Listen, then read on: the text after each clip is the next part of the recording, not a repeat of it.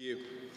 Well, we're going to do something that is a little bit unusual. There won't be that many people in Carlisle doing this right now. We're going to read something about some events that were happening 3,000 years ago. Can you imagine that? So 3,000 years ago, some events were happening that we are going to take some time now to read about. So there won't be many people prioritising that in Carlisle this morning, will there? There'll be lots of other things people are doing. Won't be that many people doing that. Why are we doing it? Well, it's because we're going to be reading from 1 Kings, from a section of the Bible, God's Word. So this isn't just some sort of history lecture, is it? This is something that God wanted included in his Word for us to learn from and understand from. It's going to teach us something about ourselves. It's going to teach us something about him. So do turn it up. There are some church Bibles around. It's going to be 1 Kings 4.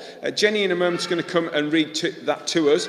Do look out for the very unusual shopping list of things that are being bought. Some of us have had to get used to online shopping and ordering things online. Not many of us are having to order 10 cows a day. Imagine how many beef steaks that is, 10 cows a day. Look out for the unusual shopping list. Jenny's going to read that to us, and then Nathan's going to come and help us understand why that's important. So over to you, Jenny. Thank you. Morning. So, as Pete said, we're reading from 1 Kings 4. In the church Bibles, it's page 363, and it's starting at verse 20, which is just at the top corner of the right-hand page. Solomon's daily provisions. The people of Judah and Israel were as numerous as the sand on the seashore. They ate, they drank, and they were happy. And Solomon ruled over all the kingdoms from the river Euphrates to the land of the Philistines, as far as the border of Egypt. These countries brought tribute and were Solomon's subjects all his life. Solomon's daily provisions were 30 cors of the finest flour and 60 cors of meal, 10 head of stall-fed cattle, 20 of pasture-fed cattle, and 100 sheep and goats, as well as deer, gazelles, roebucks, and choice fowl. For he ruled over all the kingdoms west of the Euphrates, from Tipsha to Gaza, and had peace on all sides. During Solomon's lifetime, Judah and Israel, from Dan to Beersheba, lived in safety, everyone under their own vine and under their own fig tree. Solomon had 4,000 stalls for chariot horses and 12,000 horses. The district governors, each in his month, supplied provisions for King Solomon and all who came to the king's table. They saw to it that nothing was lacking. They also brought to the proper place their quotas of barley and straw for the chariot horses and other horses. God gave Solomon wisdom and very great insight and a breadth of understanding as measureless as the sand on the seashore. Solomon's wisdom was greater than the wisdom of all the people of the East and greater than all the wisdom of Egypt.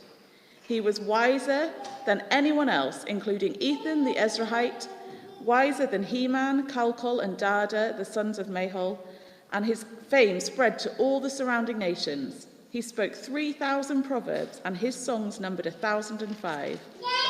He spoke about plant life, from the cedar of Lebanon to the hyssop that grows out of walls. He also spoke about animals and birds, reptiles and fish. From all nations, people came to listen to Solomon's wisdom, sent by all the kings of the world who had heard of his wisdom. Thanks, Jen, very much. Good morning, everyone. It is great to welcome you to Carlisle Baptist Church this morning. We're going to start with a question this morning, which you can talk about in your family groups or just turn around and talk, or someone along your row, say hello to them and talk with them about it. Here's the question. I wonder what was the last thing that left you in awe? The last time you were just left going, wow. Okay? Why don't you have a little chat in your family groups or with somebody near you just for a moment.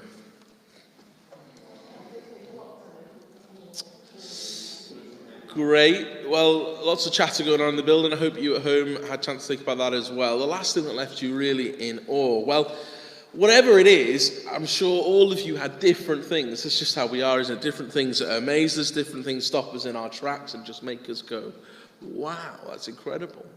But this passage here from 1 Kings 3 and 4, we're going to look at this morning, is meant to do that to us. It's meant to stop us, and we're meant to go, wow, that's incredible. Verse 28, which I'm just going to pop on the screen for us. Thanks, Clive. It's a couple on in the slideshow, if I remember rightly from before. Just help us see that. Oh, other way, Clive, but never mind. That's okay. We're going back to the reading. That's okay. So it says this. You can look in your Bibles as well. It's at the bottom of column 2. Thanks, Clive. Next one. There you go. Brilliant. Thank you so much. It says this: when all Israel heard the verdict the king had given, they held the king in awe. And that kind of sets the tone for the passage, because they saw that he had wisdom from God to administer justice. So that sets up chapter 4 for us. And we're meant to stand and go, wow, look at this king. Look at this king God has put in place. And I'm hoping we'll have time to do that this morning. Just to learn a few things about wisdom, but to stand back and go, wow. And not just look at this kingdom and this king, but also to think about a greater king who we are pointed towards. So we're going to do that this morning. Here's 2 things we're going to take away, I hope, from this morning's passage. Here they are. Firstly, wisdom is more than just making good choices. We're going to see that in a moment. And then later on, that wisdom leads us to someone greater. They're the 2 things, hopefully, if you're making notes, you'll see as you go through.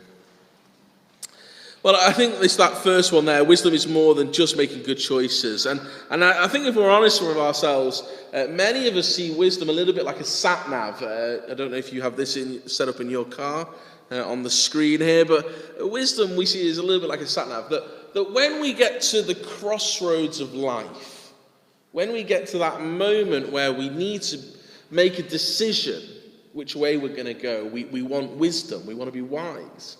And for some of us, and I know I have thought like this in the past, that I've considered wisdom just for those moments as just making the right choice, just knowing which way to go at the right time. But I think this passage from chapter 3 and chapter 4 in 1 Kings shows us that wisdom is more than that. It is more than just making good choices. So I hope we'll see that as we go through. And the first example is this very famous story at the end of chapter 3, which wasn't read for us, but we're going to spend a couple of moments thinking about it, where we see these 2 prostitutes and their babies. And one of the reasons that wisdom is more than just making a good choice in this example is because there is no good choice.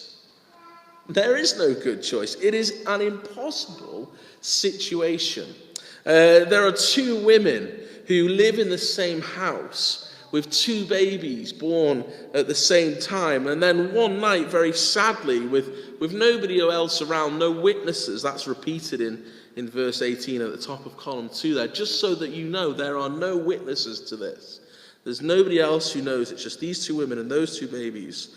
We are tragically told that the second mother has smothered her baby whilst in bed, and the baby has died. And then, in her shock and her grief, has made this snap decision to switch the babies, exchange the babies. So she takes the live one and places the dead one with this other woman. And it's the middle of the night, there are no witnesses, and Solomon is expected to judge this case. He's expected to make some sort of ruling. And I was saying before, I'm glad I wasn't Solomon in that situation. It's just impossible, isn't it? There is no good choice. Let's pick up the action from verse 23, which is sort of halfway down column 2 there, page 362, if you're in the church Bibles. Let me recommend it to be open in front of you as we follow along. It's chapter 3, verse 23. The king said, "This one says, my son is alive and your son is dead. That one says, no, your son is dead and mine is alive." Then the king said, "Bring me a sword." And I hope all of you have got alarm bells ringing. What on earth are you going to do with a sword? "Bring me a sword." So they brought him a sword. And he gave an order, "Cut the living child in 2 and give half to one and half to the other." And I hope you, like me, hang on a minute. What on earth is he suggesting they do here? This is ridiculous. Like, it's an awful situation anyway, but to suggest cutting a child in two, that is horrific. That is surely not the wise thing to do in this situation. That is just awful, isn't it? I mean, surely the wise choice is to let the child live, even if it's not with one of the mothers, in some sort of social care system. That is surely the wise thing to do. But cutting the baby in two, that's horrific. It's inhumane. It is surely not wise. But here's the thing about wisdom. It is more than just making good choices. It is more than just making good choices, because wisdom exposes truth. Wisdom exposes truth. Solomon is wise enough to know in this situation there is no good choice, but in his wisdom, he is able to expose the truth of what really is going on. So we read on, verse 26.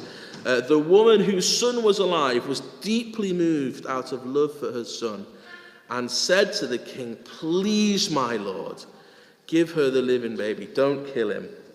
But the other said, "Neither I nor you shall have him. Cut him in two." Then the king gave this ruling: "Give the living baby to the first woman. Do not kill him. She is the first. She is his mother." And we look on at this ruling, and I hope we, like the whole of Israel in verse 28, are just in awe. And you think, oh, wow, yeah, what a ruling. What an amazing piece of wisdom. We just stand back and we're a bit in awe at the king's decision. I mean, you can imagine the newspaper headlines the next day, can't you? The tabloids would have had an absolute field day with this story. As word spreads of Solomon's wisdom, there's wisdom, especially this God-given wisdom, which does more than just make good choices. It exposes the truth. And I think what we'd really like to read on now is another case. Oh, wow, that's amazing. Let's have a little bit more of that. But what we get to then at the start of chapter 4 is maybe a little bit of an anticlimax. As we get this long list of names. And we think, well, we wanted something more than that. But we've got this list of names. Why is that there? Well, I think it's there to show us that wisdom is more than just making good choices. It's not just the flashy sort of court cases that need solving. It's everyday life that needs wisdom. I'm not particularly green-fingered, but I know that if you want plants, particularly the fruits like tomatoes and grapes and things like that, if you want them to grow well in your garden, you need some trellis-like structure to help them grow across and spread across and flourish. Well, in the same way that trellis helps plants to grow, Solomon builds this kind of trellis-like infrastructure in the nation so that it can grow and spread and flourish.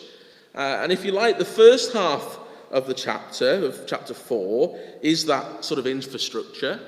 And then the second half is the fruit of it, the plant growing and flourishing all the way across it. Because Solomon, in his wisdom, he realizes that if he's going to run this country that he's been given to run, if it's going to flourish under his wisdom and leadership, he needs some help. And so he puts together this sort of council of about 10 guys in verses 1 to 6. He's got folk there, you'll see, who help with admin, secretaries and recorders. He's got others who will run the departments in government. He's also got a lot of spiritual help. You'll notice if you read through there are 4 priests out of the 10. And he also has a trusted friend. If you look at verse 5, which is the top of column 3 there, page 363, you'll notice in the NIV it says advisor to the king. In the ESV, a slightly different translation, translate that as friend to the king. That's really important, isn't it? Hopefully that friend did what all good friends do and gave him advice. Hopefully he told him the truth when he needed to be told the truth. Told him when he was being a pompous melon and to get his act together. And hopefully he was there to advise on matters of state as well.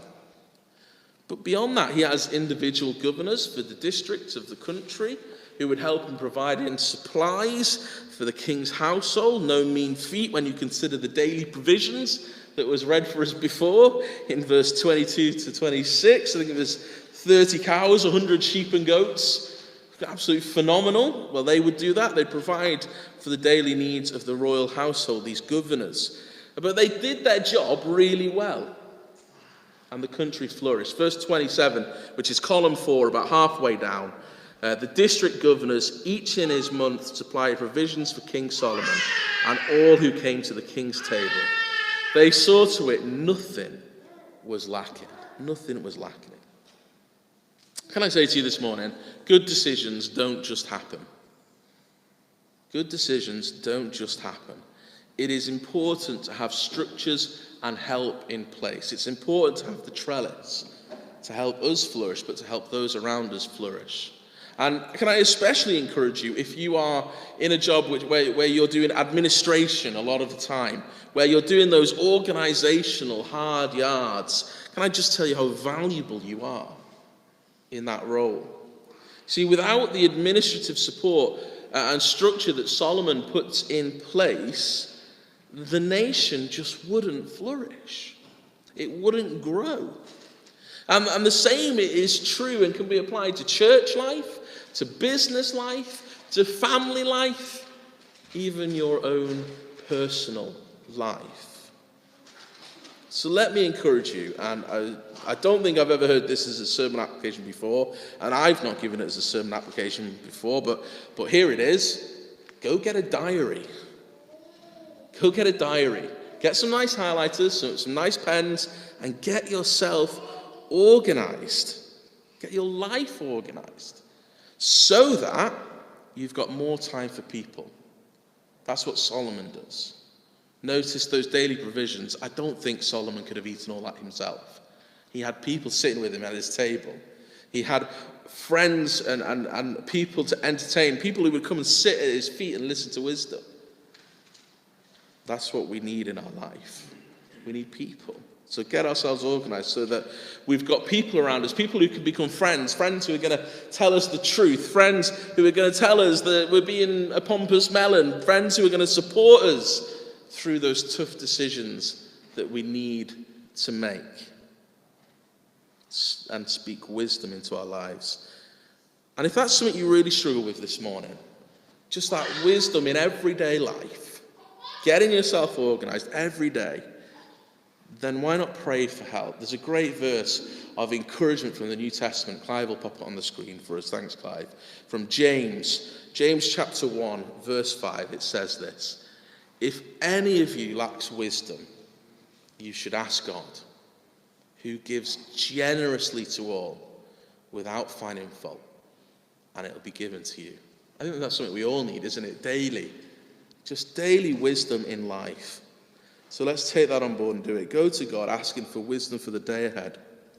That we're not just making good choices, but that in everything we do, in every way of our lives, we're living wisely. We're exposing truth. We've got solid structures in place. And the brilliant promise of that verse is that if we sincerely ask, God will give. Isn't that wonderful?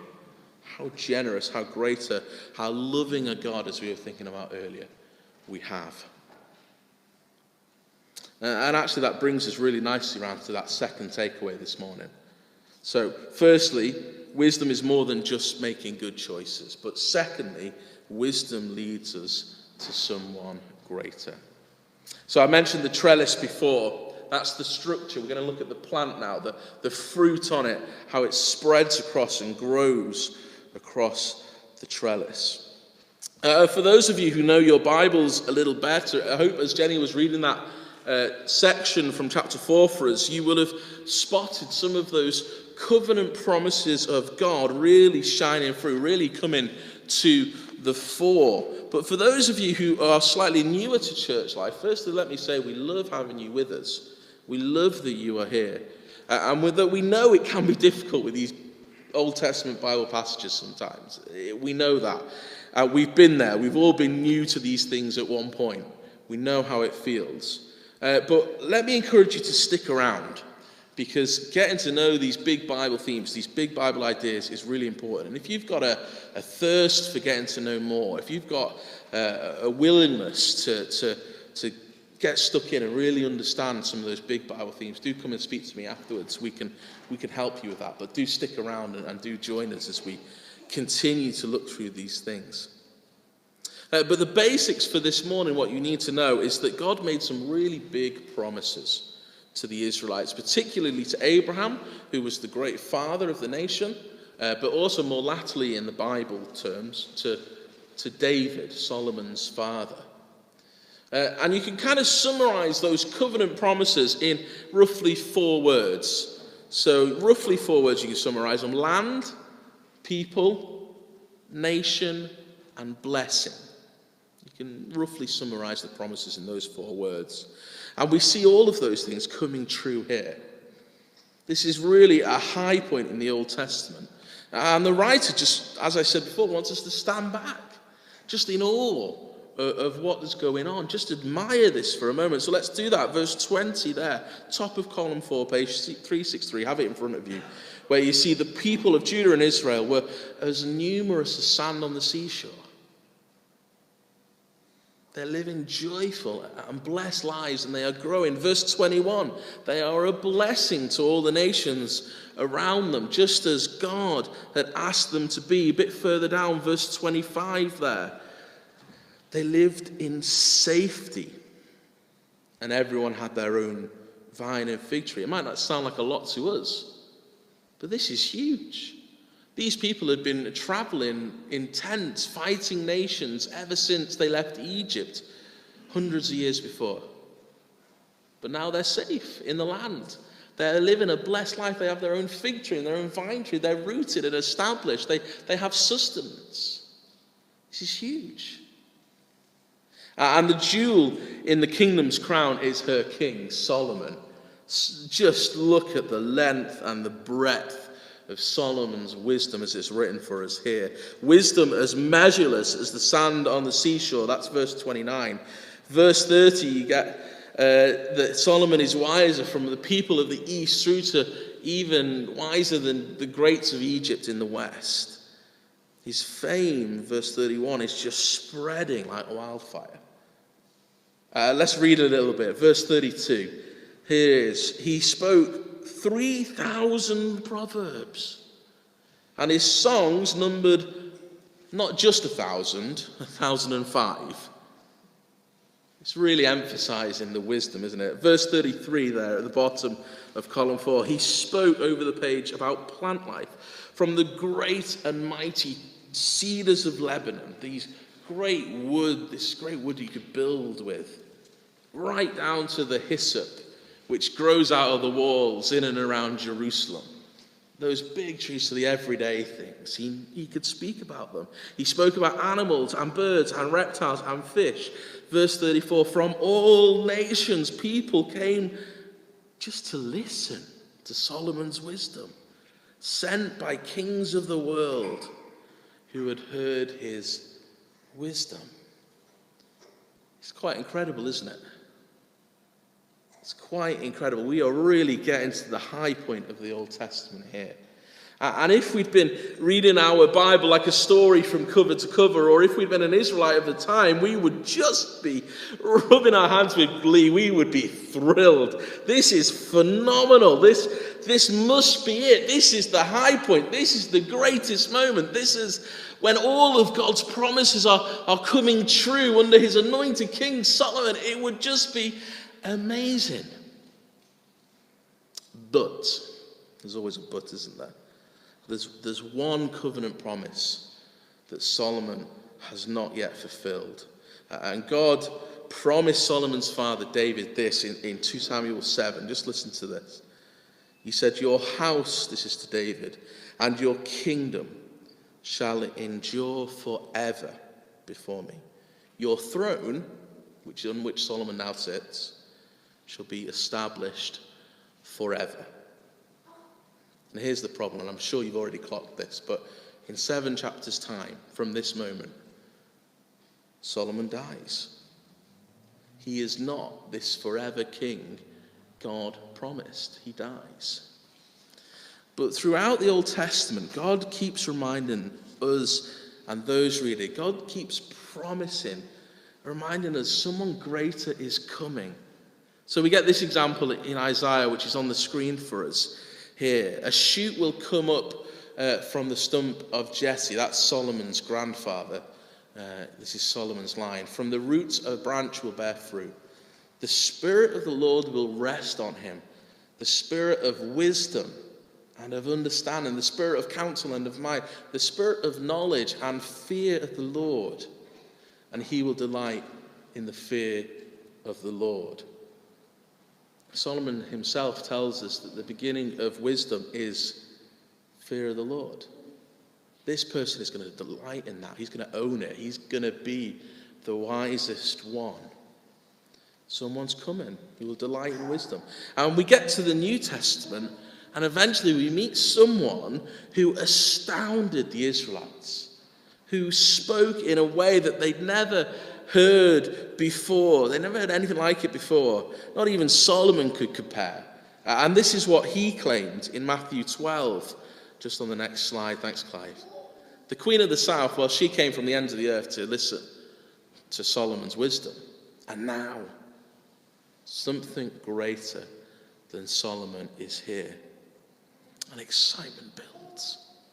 We get to this point and we think, finally, one greater than Solomon. After all of this time, we're going to get back to those high points. One greater than Solomon is here, but then it appears to go wrong again. As that person dies. The hopes of a forever king dashed again. But, and thankfully, there's a but this time. 3 days later, from victory over the grave, ready to reign over an everlasting kingdom, Jesus rises from the dead and is alive. And his followers, those who knew him before his death, those who knew him after his resurrection, recognized him as the greatest there ever was and ever will be. And writing to the early church, Paul says this in Colossians, and Clive will pop up on the screen for us. My goal is that they may be encouraged in heart and united in love, so that they may have the full understanding, full riches of complete understanding, in order that they may know the mystery of God, namely Christ, in whom are hidden all the treasures of wisdom and knowledge. Do you spot where the treasures of wisdom and knowledge are hidden? They're in Christ. But do you also spot the hope of that passage? The hope of that verse is, yes, they are hidden, but you can know where they are. We can know the mystery of God, namely Christ. We can know Christ. We can get to know him.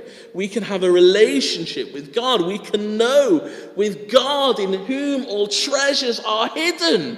We can know. Solomon, he's dead, long gone. You can read his wisdom, you can read his words, but you can't know him. The people in verse 34 there in 1 Kings 4, they came from all around the world just to listen. Did they know him? No, they just listened. But you, sitting here this morning in Carlisle, you can know God. You can know the person, the one who is the wisest one to ever live. You can know him. You can listen to his word. It is alive and active. You can sit under his teaching and guidance. You can get to know him. You can talk with him, the wisest one who has ever been and ever will be.